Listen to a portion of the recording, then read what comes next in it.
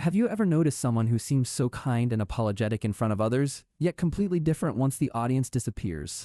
In public, they say all the right things, apologizing warmly with a smile, yet privately the same warmth never actually seems to appear. This is not a coincidence, and it is definitely not your imagination. This is a specific psychological pattern rooted in image management. Today we are exploring the dark psychology of people who only apologize in public and never seem to offer that same apology privately. By the end of this video, you will understand exactly why this happens and how to protect yourself from performances disguised as remorse. You will also learn the psychological reasons behind this pattern and practical ways to recognize genuine accountability versus a calculated public performance. Stay until the end, because the final reason we cover explains why this pattern often feels more confusing than outright denial ever could. Let us start with the basic truth. A public apology is not automatically evidence of genuine remorse. It can simply be reputation management. For these individuals, the apology is not truly about you. It is about controlling how other people perceive them within the situation. The first psychological reason behind this behavior is deep concern for reputation, where public image matters far more than actual private accountability. Their apology becomes a performance designed for an audience, ensuring witnesses see them as reasonable, while privately nothing actually changes at all. This is not about your feelings being addressed. It is about protecting how others view their character within the wider social circle. The second reason is social pressure, where public settings create an expectation of accountability that private settings simply do not enforce as strongly. In front of others, refusing to apologize would appear cruel, so the apology becomes obligatory rather than a genuine expression of remorse.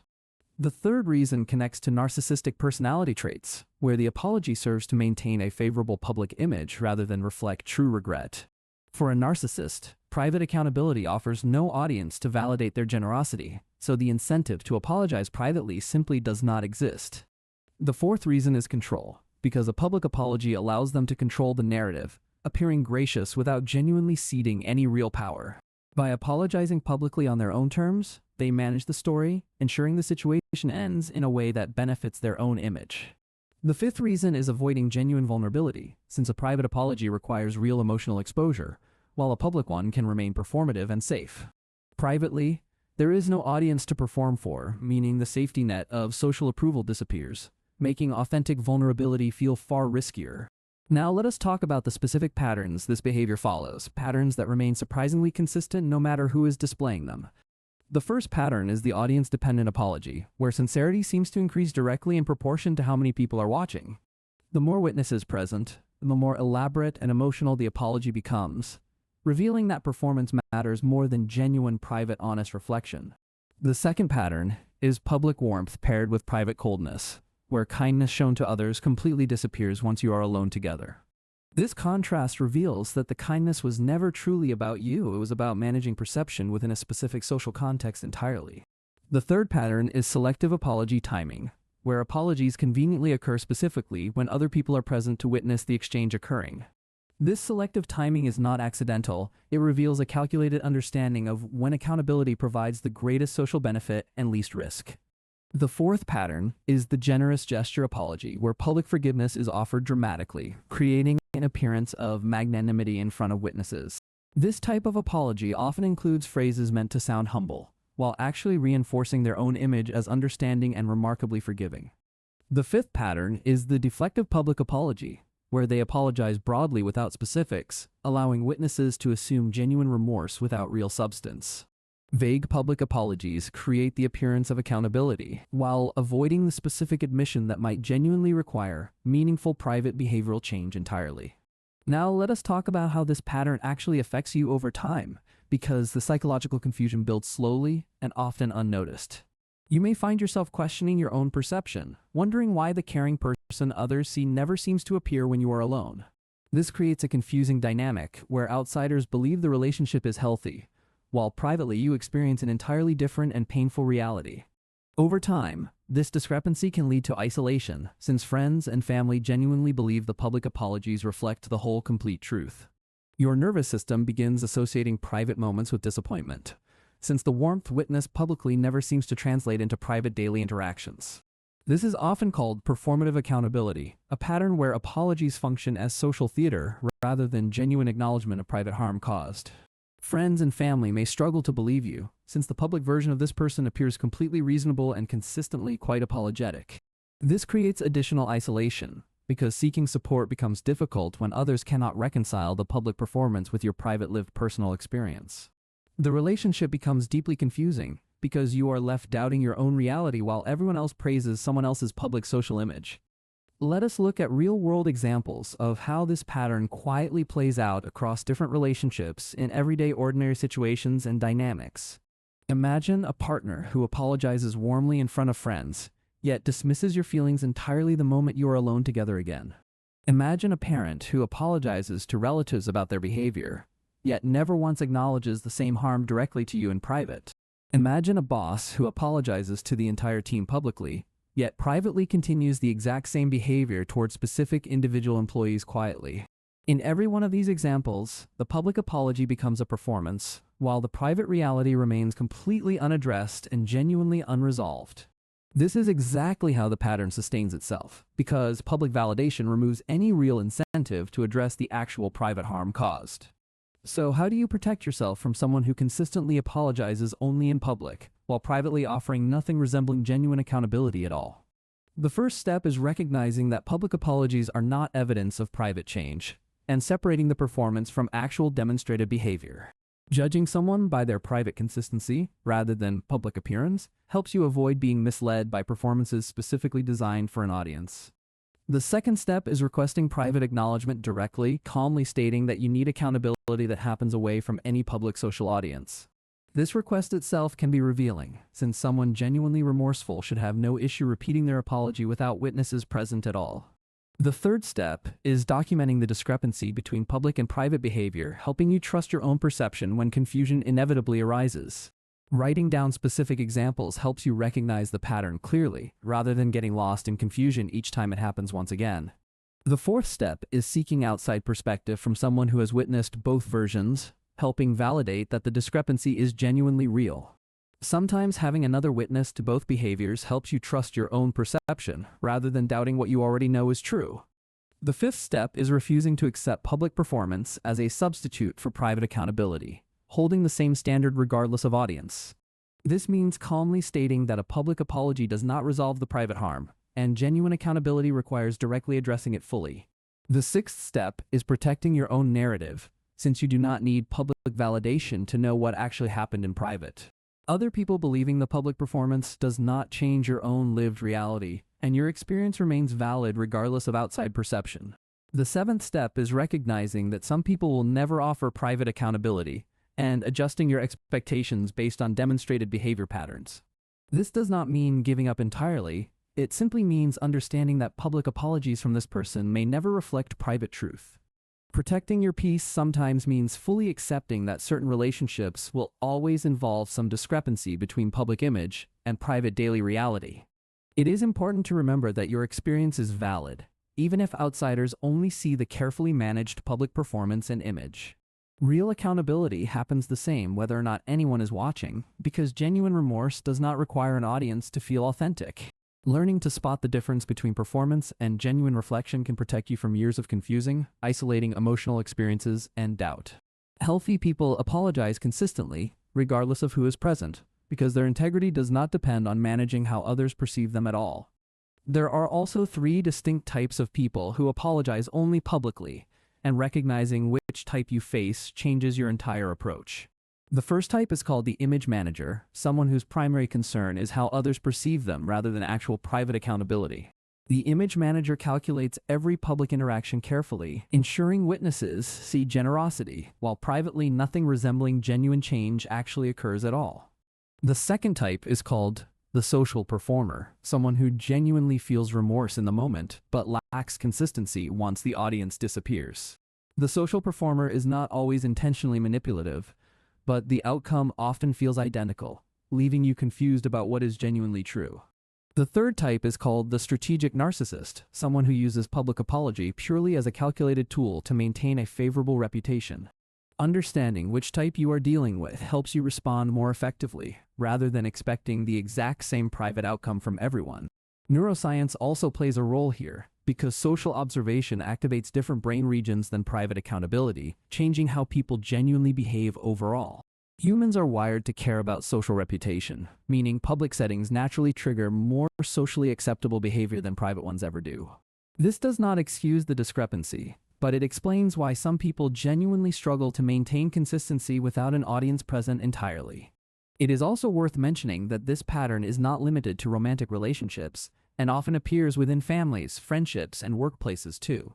A parent who apologizes to relatives, but never privately to their own child, teaches that their pain matters less than appearances. A boss who apologizes publicly to a team, but privately mistreats specific employees, creates a workplace built on appearance rather than genuine respect. A friend who apologizes in group settings but dismisses you privately trains you to doubt whether the friendship is genuinely reciprocal or real. Recognizing this pattern across many different relationships helps you protect your energy more broadly, not just within romantic partnerships or dating situations. Another overlooked sign is public apologies that conveniently occur right before witnesses leave, ensuring the performance is remembered without requiring further follow-through. This timing reveals the apology functions primarily as a closing statement, designed to leave a positive final impression rather than open, genuine dialogue. If someone apologizes and then quickly changes the subject or leaves, that pattern itself reveals more than the words of the apology.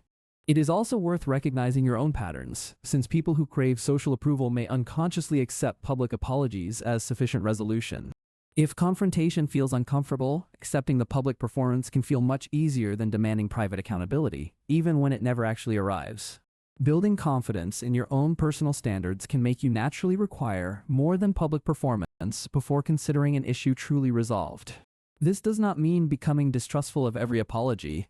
It means requiring consistency across public and private settings before extending complete trust. Another practical tip is noticing your own emotional state after public apologies, since genuine resolution should feel different from lingering private confusion. If you still feel unresolved despite witnessing a seemingly heartfelt public apology, that feeling itself deserves attention rather than dismissal or doubt. It is also helpful to recognize when outside opinions about someone conflict sharply with your own private experience of that same person. This conflict does not mean you are wrong, it often means you are seeing a side of them that others simply never witness. Recovery from this pattern often involves rebuilding trust in your own perception, since public validation can make private experiences feel less legitimate. Remind yourself that your private experience is just as real and valid as any performance witnessed by a large audience of onlookers. Every confusing experience can become a valuable lesson, helping you recognize similar patterns much faster the next time they potentially appear again. This growth is not about becoming cynical toward every apology, it is about requiring the same standard regardless of who happens to witness it.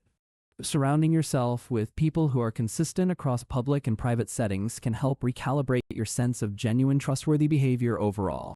Healthy relationships often feel identical whether or not anyone else is watching, since integrity does not depend on managing outside perception constantly.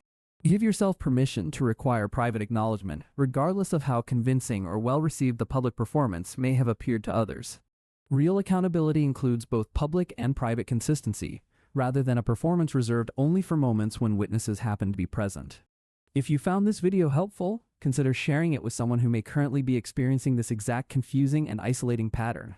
Awareness is one of the most powerful tools against manipulation, and sharing this information can genuinely help protect people within your own life. Understanding dark psychology patterns, like this one, empowers you to trust your own perception, rather than being swayed entirely by public opinion. The more you understand this pattern, the less power public performance holds over your private reality and your ability to trust yourself. Healing takes time, but every step towards self-awareness brings you closer to relationships built on genuine consistency rather than calculated performance. You are not imagining things, you are simply human, and humans deserve accountability that remains the same whether or not anyone is watching. Give yourself the same compassion you would offer a close friend going through this exact same confusing and isolating experience right now. If this video helped you recognize someone in your life a little better, please subscribe for more deep psychology breakdowns just like this. In our next video, we explore the disturbing psychology of people who test your patience deliberately just to measure how much control they have. The right people in your life will not need an audience to apologize genuinely, because their remorse does not depend on being witnessed. Trust builds through consistent behavior across every single setting, not through cleverly performed public apologies designed to manage how others perceive them. You deserve accountability that remains the same in private, not a performance reserved only for moments when other people happen to be watching. Thank you so much for watching until the end, and remember that your private experience deserves just as much validity as any public performance. There is also an important overlooked sign worth mentioning, where private coldness intensifies specifically after a particularly convincing public apology has occurred. This escalation often reveals resentment about being caught, redirected privately once the social pressure to appear gracious has completely and finally disappeared. Pay attention to how someone behaves immediately after a public apology, since this timing often reveals more than the apology itself ever could. If warmth disappears the moment witnesses leave, that immediate contrast itself is valuable information worth taking very seriously as you move forward. Another important sign is private apologies, increasing only after you threaten to expose the discrepancy publicly to others who trust their image. This reactive honesty is rarely about genuine reflection and more about preventing damage to a reputation they have carefully constructed over time. Real remorse does not require the threat of exposure, it happens naturally, regardless of whether anyone else will ever witness it occurring. If you notice private honesty only arriving under pressure, question whether the words reflect true reflection or simply a fear of exposure. Pay attention to patterns over time rather than isolated incidents, because one public apology looks very different from a lifetime of private silence. Trusting your own instinct that something feels inconsistent takes practice, especially if you have spent years doubting your own perception and judgment. Give yourself credit for noticing these patterns now, even if it took time, because awareness itself is a significant form of progress. Some people will spend their entire lives managing image over substance, and the healthiest choice you can make is requiring genuine consistency. Protecting your peace does not require exposing someone publicly, it only requires adjusting how much trust their public performance actually receives from you. You can care about someone deeply while still recognizing that their pattern of public performance is genuinely unhealthy and consistently confusing to you. These two truths can exist together, and accepting that reality is often the first step toward making healthier decisions moving forward confidently. Remember that other people's perception does not determine your own reality. Your private experience remains valid regardless of public opinion or performance. You are allowed to require private accountability, even if the public version of this person continues to be praised by everyone around you. Choosing your own truth over popular perception is not bitterness. It is often the wisest and most emotionally intelligent decision you can make. Give yourself permission to trust your own experience, even when it directly contradicts the polished public image everyone else seems to believe. Healing from years of confusing public and private discrepancy takes time, patience, and consistent practice, but every step brings you closer to clarity. Remember that you deserve consistency, not performance, and your standards for genuine accountability are never unreasonably too high to expect from anyone. Thank you again so much for watching, and remember that your inner peace matters more than whether the world sees the full truth. One additional sign worth mentioning is someone who becomes visibly annoyed if you mention the discrepancy between their public and private behavior. This irritation often reveals discomfort with being seen clearly, since exposing the pattern threatens the carefully managed public image they have built. Recognizing this defensive reaction can help you understand how invested someone truly is in maintaining appearances rather than pursuing genuine private change. Compassion for someone's insecurity does not mean accepting a public performance as a substitute for the private accountability that you genuinely deserve. It is possible to understand why someone behaves this way while still choosing to require the same standard in every single setting. Some relationships genuinely improve once the person realizes that private consistency matters far more than any public image they have carefully built. Growth is possible, but it requires the other person to value authenticity over appearance, rather than you continuing to accept performance alone. If you notice yourself feeling grateful for public apologies despite ongoing private harm, consider whether that gratitude is serving your well-being truly. Healthy relationships do not require an audience to feel real, since genuine care shows up consistently whether or not anyone is watching. Balance in any healthy relationship means feeling equally valued in private as you appear to be valued in front of other people. If you consistently feel unseen in private despite public praise, that pattern deserves honest reflection, whether through conversation or professional support today. Sometimes naming the discrepancy directly, calmly explaining exactly how it affects you, can open the door to genuine private change over time. Other times, the healthiest choice is accepting that certain people will always prioritize image and adjusting your own expectations accordingly going forward.